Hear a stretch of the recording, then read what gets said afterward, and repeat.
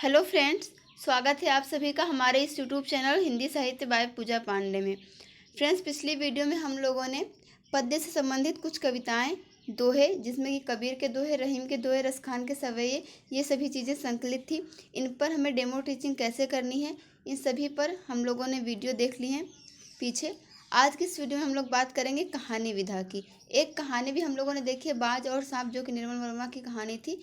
आज के वीडियो में हम लोग चिड़िया की बच्ची, जैनेंद्र कुमार की रचना है, इसी कहानी को हम इसमें देखेंगे कि किस प्रकार से अगर हमें कहानी पढ़ाने के लिए कहा जाता है तो हम कहानी को पढ़ाएंगे। देखिए फिर हमें पूरी कहानी वहाँ पे नहीं पढ़नी है, लेकिन पूरी कहानी हमें पता होनी ज़रूरी है, क्योंकि अगर पूरी कहानी हमें पता होगी तो ही हम उसका सार जो है वो वहाँ पे प्रस्तुत कर पाएंगे। इसलिए हमें पूरी कहानी पढ़नी आवश्यक है।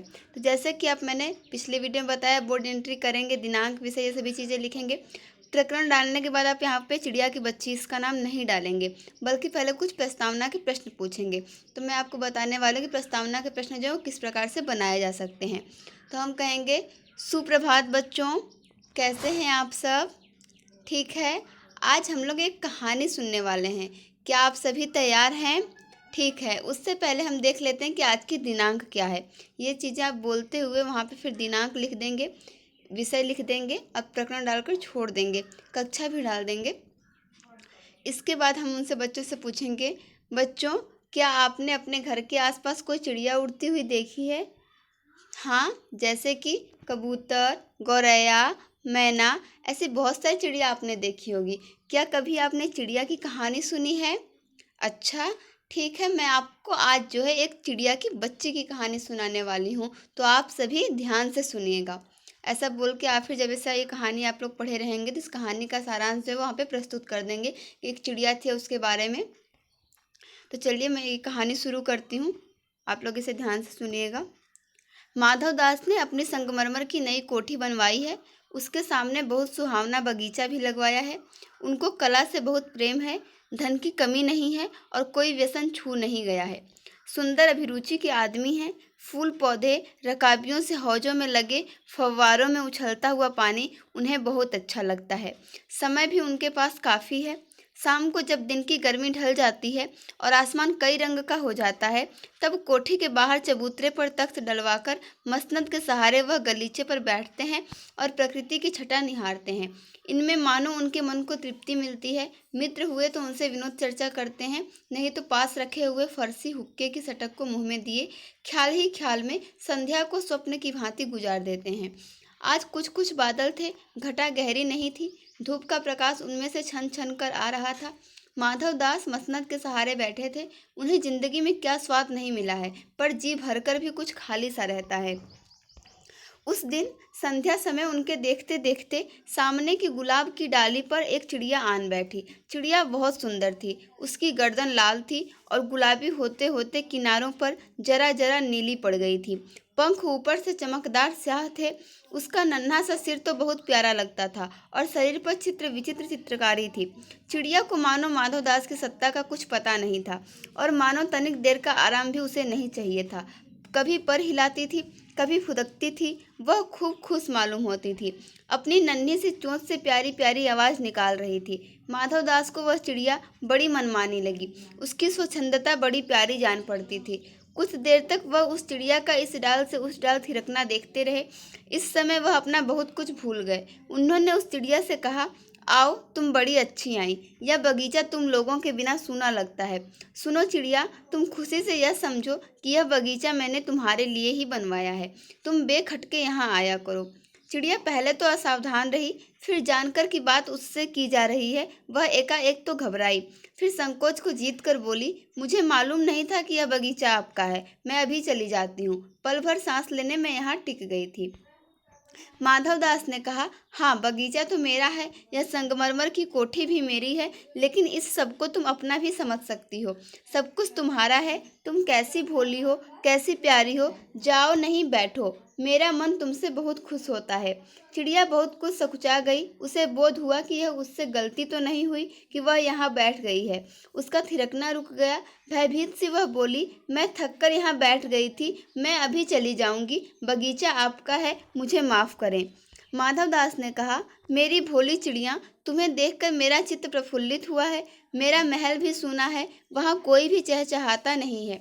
तुम्हें देखकर मेरी रागनियों का जी बहलेगा। तुम कैसी प्यारी हो, यहाँ ही तुम क्यों न रहो। चिड़िया बोली, मैं माँ के पास जा रही हूँ, सूरज की धूप खाने और हवा से खेलने और फूलों से बात करने। मैं जरा घर से उड़ आई थी, अब साँझ हो गई है और माँ के पास जा रही हूँ। अभी अभी मैं चली जा रही हूँ, आप सोच न करें। माधवदास ने कहा, प्यारी चिड़िया, पगली मत बनो। देखो तुम्हारे चारों तरफ कैसी बहार है। देखो वह पानी खेल रहा है, उधर गुलाब हंस रहा है। भीतर महल में चलो, जाने क्या क्या न पाओगी। मेरा दिल वीरान है, वहाँ कब हंसी सुनने को मिलती है। मेरे पास बहुत सा सोना मोती है। सोने का एक बहुत सुंदर घर मैं तुम्हें बना दूंगा। मोतियों की झालर उसमें लटकेगी। तुम मुझे खुश रखना, और तुम्हें क्या चाहिए माँ के पास बताओ क्या है। तुम यहाँ ही सुख से रहो मेरी भोली गुड़िया। चिड़िया इन बातों से बहुत डर गई। वह बोली, मैं भटक कर तनिक आराम के लिए इस डाली पर रुक गई थी। अब भूल कर भी ऐसी गलती नहीं होगी। मैं अभी यहाँ से उड़ी जा रही हूँ। तुम्हारी बातें मेरी समझ में नहीं आती हैं। मेरी माँ के घोंसले के बाहर बहुत तेरी सुनहरी धूप बिखरी रहती है। मुझे और क्या करना है। 2 दाने माँ ला देती है, और जब मैं पर खोलने बाहर जाती हूँ तो माँ मेरी बाट देखती रहती है। मुझे तुम और कुछ मत समझो, मैं अपनी माँ की ही हूँ। माधवदास ने कहा, भोली चिड़िया, तुम कहाँ रहती हो। तुम मुझे नहीं जानती हो। चिड़िया, मैं माँ को जानती हूँ, भाई को जानती हूँ, सूरज को और उसकी धूप को जानती हूँ, घास पानी और फूलों को जानती हूँ। महामान्य, तुम कौन हो, मैं तुम्हें नहीं जानती। माधवदास, तुम भोली हो चिड़िया, तुमने मुझे नहीं जाना। तब तुमने कुछ नहीं जाना। मैं ही तो हूँ सेठ माधवदास। मेरे पास क्या नहीं है, जो मांगो मैं वही दे सकता हूँ। चिड़िया, पर मेरी तो छोटी सी जात है, आपके पास सब कुछ है, तब मुझे जाने दीजिए। माधवदास, चिड़िया, तू निरी अनजान है। मुझे खुश करेगी तो तुझे माला माल कर सकता हूँ। चिड़िया, तुम सेठ हो, मैं नहीं जानती सेठ क्या होता है, पर सेठ कोई बड़ी बात होती होगी। मैं अनसमझ ठहरी। माँ मुझे बहुत प्यार करती है, वह मेरी राह देखती होगी। मैं माला माल होकर क्या होऊंगी, मैं नहीं जानती। माला माल किसे कहते हैं, क्या मुझे वह तुम्हारा माला माल होना चाहिए। सेठ, अरे चिड़िया, तुझे बुद्धि नहीं है, तू सोना नहीं जानती। सोना उसी की जगत को तृष्णा है। वह सोना मेरे पास ढेर का ढेर है। तेरा घर समूचा सोने का होगा। ऐसा पिंजरा बनवाऊंगा कि कहीं दुनिया में न होगा। ऐसा कि तू देखती रह जाए। तू उसके भीतर थिरक फुदक कर मुझे खुश करियो, तेरा भाग्य खुल जाएगा। तेरे पानी पीने की कटोरी भी सोने की होगी। चिड़िया, वह सोना क्या चीज़ होती है। सेठ, तू क्या जानेगी। तू चिड़िया जो है, सोने का मूल्य सीखने के लिए तुझे बहुत सीखना है। बस यह जान ले कि सेठ माधवदास तुझसे बात कर रहा है। जिससे मैं बात तक कर लेता हूँ उसकी किस्मत खुल जाती है। तू अभी जग का हाल नहीं जानती। मेरी कोठियों पर कोठियाँ हैं, बगीचों पर बगीचे हैं। दास दासियों की संख्या नहीं है, पर तुझसे मेरा चित्त प्रसन्न हुआ है। ऐसा वरदान कब किसी को मिलता है। रे चिड़िया, तू इस बात को समझती क्यों नहीं। चिड़िया, सेठ मैं नादान हूँ, मैं कुछ समझती नहीं, पर मुझे देर हो रही है, माँ मेरी बाट देखती होगी। सेठ, ठहर ठहर, इस अपने पास के फूल को तूने देखा, यह एक है। ऐसे अनगिनत फूल हैं, ऐसे अनगिनती फूल मेरे बगीचों में हैं। वे भांति भांति के रंग के हैं, तरह तरह की उनकी खुशबू हैं।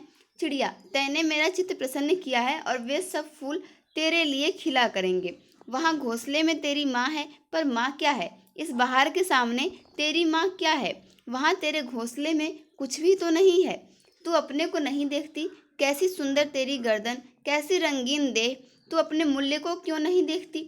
मैं तुझे सोने से मढ़कर तेरे मूल्य को चमका दूंगा। तैने मेरे चित्त को प्रसन्न किया है, तू मत जा, यहीं रह। चिड़िया, सेठ मैं अपने को नहीं जानती, इतना जानती हूँ कि माँ मेरी माँ है, और मुझे यहाँ देर हो रही है। सेठ, मुझे रात मत करो, रात में अंधेरा बहुत हो जाता है और मैं राह भूल जाऊंगी। सेठ ने कहा, अच्छा चिड़िया, जाती हो तो जाओ, पर इस बगीचे को अपना ही समझो। तुम बड़ी सुंदर हो। यह कहने के साथ ही सेठ ने एक बटन दबा दिया। उसके दबने से दूर कोठी के अंदर आवाज़ हुई, जिसे सुनकर एक दास झटपट भाग कर बाहर आया। यह सब क्षण भर में हो गया, और चिड़िया कुछ भी नहीं समझी। सेठ कहते रहे, तुम अभी माँ के पास जाओ, माँ बाट देखती होगी, पर कल आओगी ना। कल आना, परसों आना, रोज आना। यह कहते कहते दास को सेठ ने इशारा कर दिया। वह चिड़िया को पकड़ने के जतन में चला। सेठ कहते रहे, सच तुम बड़ी सुंदर लगती हो। तुम्हारे भाई बहन हैं? कितने भाई बहन हैं? चिड़िया, 2 बहन 1 भाई, पर मुझे देर हो रही है। हाँ हाँ जाना, अभी तो उजेला है। 2 बहन 1 भाई हैं, बड़ी अच्छी बात है। पर चिड़िया के मन के भीतर जाने क्यों चैन नहीं था। वह चौकन्नी हो चारों ओर देखती थी। उसने कहा, सेठ मुझे देर हो रही है। सेठ ने कहा, देर अभी कहाँ, अभी उजेला है। मेरी प्यारी चिड़िया, तुम अपने घर का इतने और हाल सुनाओ। भय मत करो, चिड़िया ने कहा। सेठ मुझे डर लगता है, माँ मेरी दूर है, रात हो जाएगी तो राह नहीं सूझेगी। इतने में चिड़िया को बोध हुआ कि जैसे एक कठोर स्पर्श उसके देह को छू गया। वह चीख देकर चिचियाई और एकदम उड़ी। नौकर के फैले हुए पंजे में वह आकर भी नहीं आ सकी। तब वह उड़ती हुई एक सांस में माँ के पास गई और माँ की गोद में गिरकर सुबकने लगी। ओ माँ, ओ माँ।